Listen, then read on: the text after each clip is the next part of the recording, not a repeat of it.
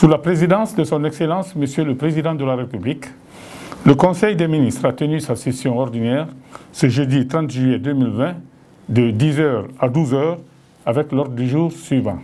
1. Message de son Excellence, Monsieur le Président de la République. 2.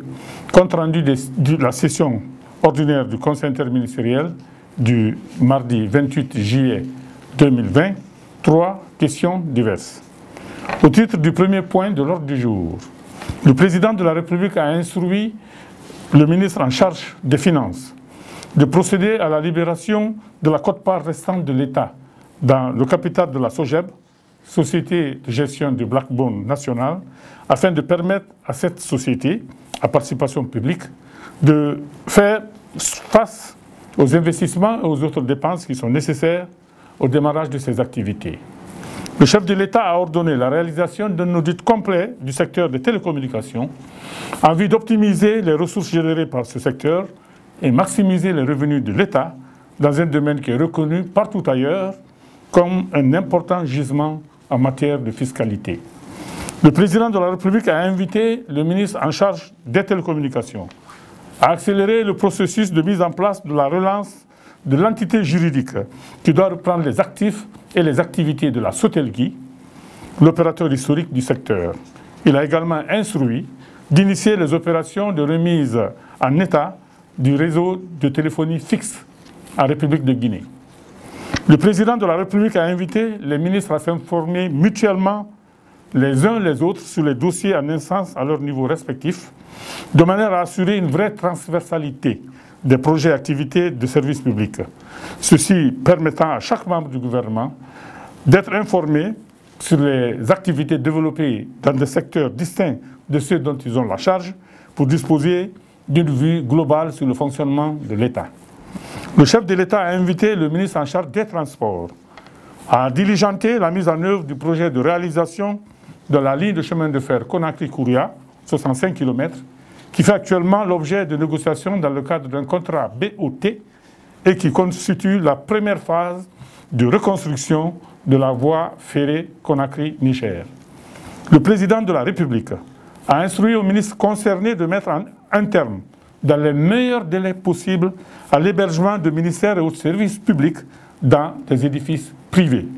Il a déploré que l'État guinéen dépense près de 170 milliards de francs guinéens par an en charges locatives qui auraient pu être investies dans la construction d'édifices publics ou pour l'acquisition, sous des formes diverses, de bâtiments existants. Il a par ailleurs insisté sur la nécessité de démarrer l'opération d'aménagement du centre directionnel de Koloma qui doit abriter l'essentiel des départements ministériels. Le chef de l'État s'est félicité que le président actuel de la Banque africaine de développement, BAD, M. Akinwumi Adesina, ait été entièrement disculpé de toute mauvaise gestion par un panel d'experts indépendants après qu'il ait été auparavant blanchi par le comité d'éthique de l'institution.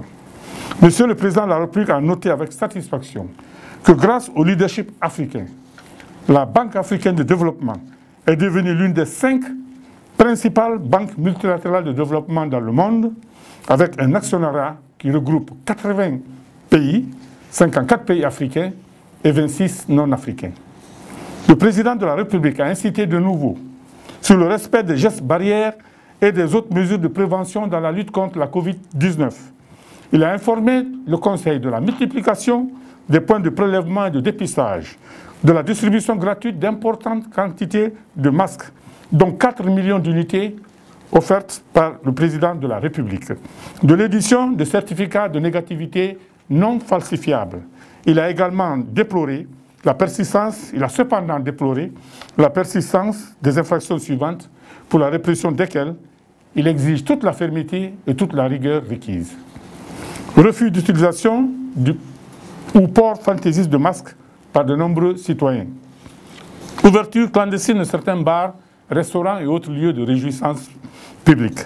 Indiscipline de malades récalcitrants qui s'obstinent à se soustraire du protocole thérapeutique établi par l'ANSS.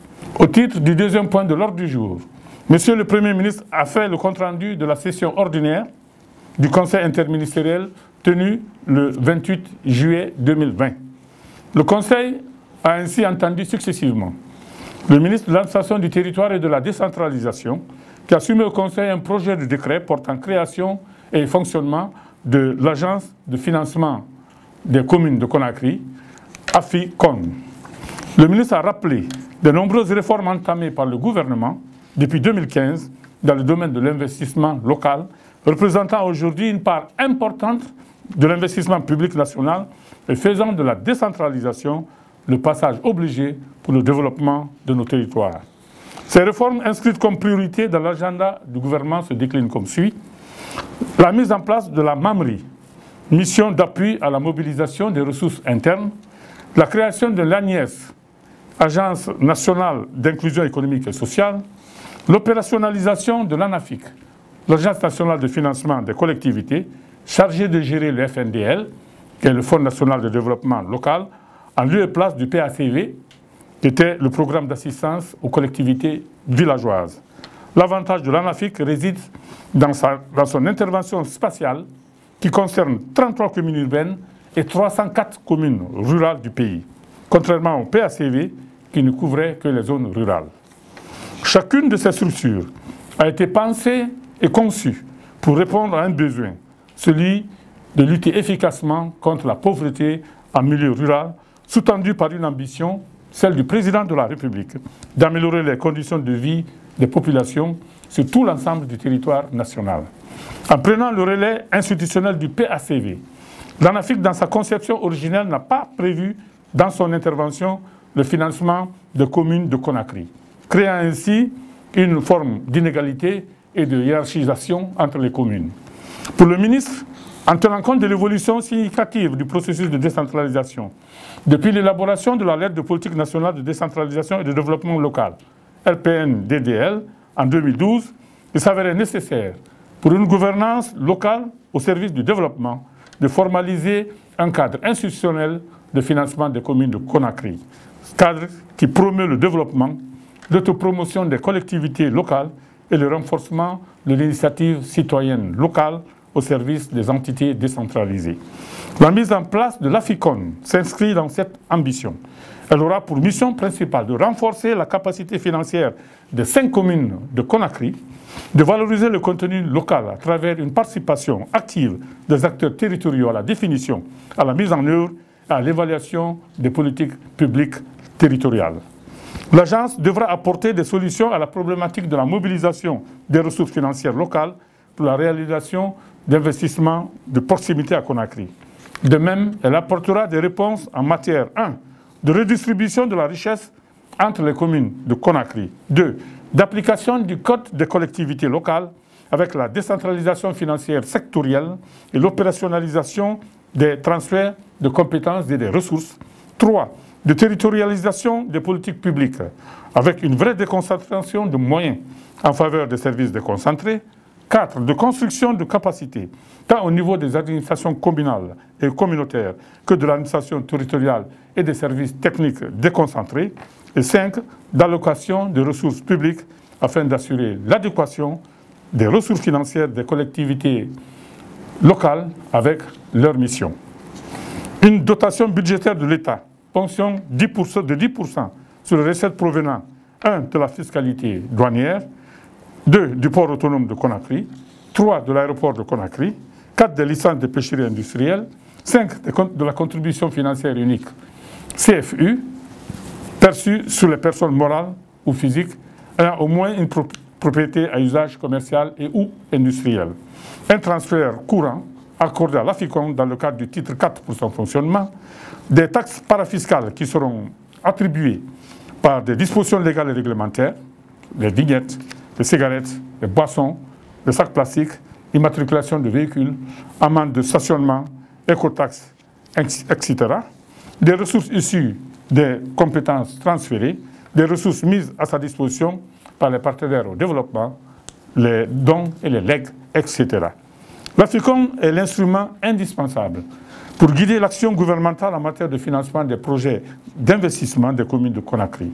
Elle va permettre une mise en œuvre progressive, mais dans la continuité des projets de développement.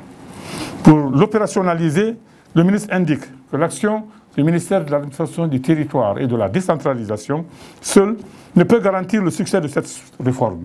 Il faut un engagement ferme de tous les sectoriels dont les compétences sont transférées aux communes, mais également de tout le gouvernement sous l'autorité du Premier ministre, chef de gouvernement, pour orienter et piloter ce processus.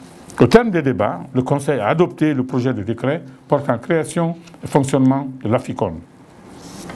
Le ministre des Postes et Télécommunications et de l'économie numérique, qui a procédé à la présentation sur l'état d'avancement du lancement du backbone national, BNG. Il a d'abord commencé par rappeler la cartographie du backbone national guinéen, qui est un réseau de grande distance composé de fibres optiques déployées sur une longueur de près de 4500 km sur toute l'étendue du territoire, avec 62 sites de transmission permettant la transmission des données numériques.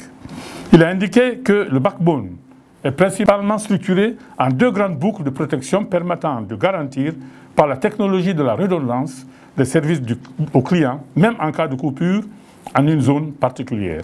Le ministre a souligné que ces deux grandes boucles sont conçues sur 10 grands sites du territoire national pouvant offrir tous les services de qualité requis aux clients. Chaque boucle a une capacité de 50 gigabits.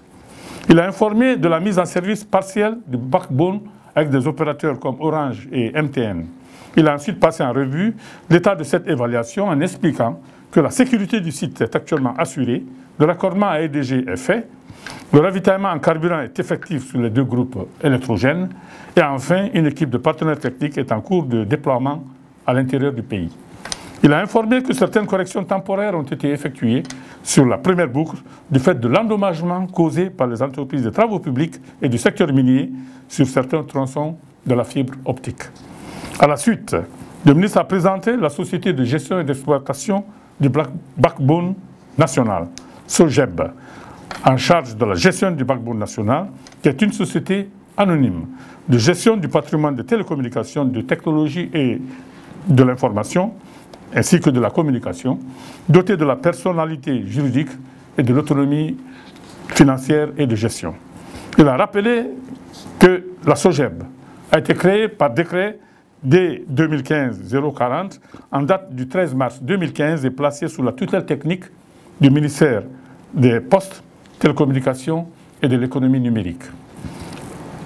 La SOGEB a pour mission, entre autres, de mettre à la disposition de tous les opérateurs du réseau, fixes, mobiles, fournisseurs d'accès Internet et de tout autre utilisateur des services de télécommunication, l'État, les institutions, l'industrie, opérateurs de diffusion, banques, etc., une infrastructure mutualisée pour le transport de la voix, des données et de la vidéo, accessible sur toute l'étendue du territoire national.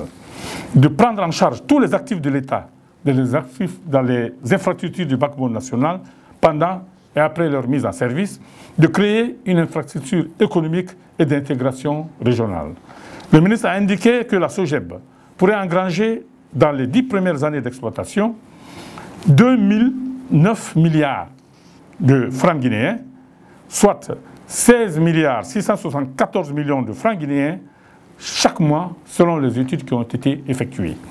Il a mentionné que pendant la deuxième année d'exploitation, les recettes du backbone national de Guinée pourront tripler compte tenu de la forte demande des différents opérateurs de téléphonie mobile et des autres fournisseurs d'accès Internet. En outre, en concertation avec les opérateurs des pays limitrophes, la prise en compte de la fibre noire pourra considérablement améliorer les recettes. Le ministre a informé que l'opérationnalisation de la SOGEB par la commercialisation du BNG, backbone national à fibre optique, dont plus de 90% des tronçons prioritaires sont déjà achevés, devrait permettre de générer des ressources importantes, dont une partie pourrait être affectée au remboursement de la dette contractée pour le financement de l'investissement. Le ministre a fait les observations suivantes. Constituer un stock minimum de pièces de rechange. Cela va faciliter la maintenance et garantir le trafic des clients qui utilisent le backbone national. Sensibiliser le ministère des Travaux publics et ses partenaires par rapport à l'existence du réseau BNG le long des routes. Apporter les corrections définitives sur les sous-sections implantées des deux boucle, ce qui n'aura pas d'impact sur la commercialisation de l'infrastructure. Au cours des débats, les informations essentielles ont porté sur la nécessité de mettre à contribution dans le cadre des travaux de réparation les sociétés de travaux publics et les entreprises minières responsables de la dégradation des infrastructures de la fibre optique, dresser un cadastre fiscal du numérique afin d'accroître les revenus de l'État issus de la téléphonie en recrutant un spécialiste de la fiscalité numérique suivant les modèles en vigueur dans d'autres pays, fonder la politique de la SOGEB sur des critères qui permettent à l'État d'accroître ses revenus, relancer le cabinet de surveillance pour la validation de l'opération de mise à disposition des travaux et intégrer dans son cahier de charges le volet plan de commercialisation de la SOGEB, engager des audits pour statuer sur l'utilisation des 65% du capital déjà libéré de la SOGEB, clarifier le lien entre la SOGEB et la GILAB, guinéenne de large bande, élaborer un plan de recollement sur les tronçons routiers en cours de réparation. Au terme des débats, le Conseil a déploré le retard qu'accuse le démarrage effectif de ce projet, en dépit d'un impact important attendu et malgré la mobilisation de près de 250 millions de dollars pour sa réalisation. Il a recommandé au ministre de dissocier la libération du capital de la SOGEB des investissements qu'il faudra nécessairement opérer pour le lancement commercial de la fibre optique et ordonner au ministre de l'Économie et des Finances de présenter dans les plus brefs délais un calendrier de libération du reliquat du capital de la SOGEB. Le Conseil a invité le ministre en charge des télécommunications à user de toutes les diligences nécessaires afin de procéder au démarrage rapide de cet important projet. Au titre des questions diverses, le Conseil a adressé à M. le Président de la République ses plus sincères condoléances pour la perte cruelle d'un collaborateur et vieux compagnon de lutte à la personne du regretté M. Amadou Kenema Diallo, ainsi que pour la disparition d'un ami de longue date, M. Babacar Touré. Le Conseil a exprimé des vœux pour le repos de l'âme des défunts. Avant de lever la séance, M. le Président de la République a donné au Conseil de larges informations sur la situation nationale, africaine et internationale. Le Conseil des ministres.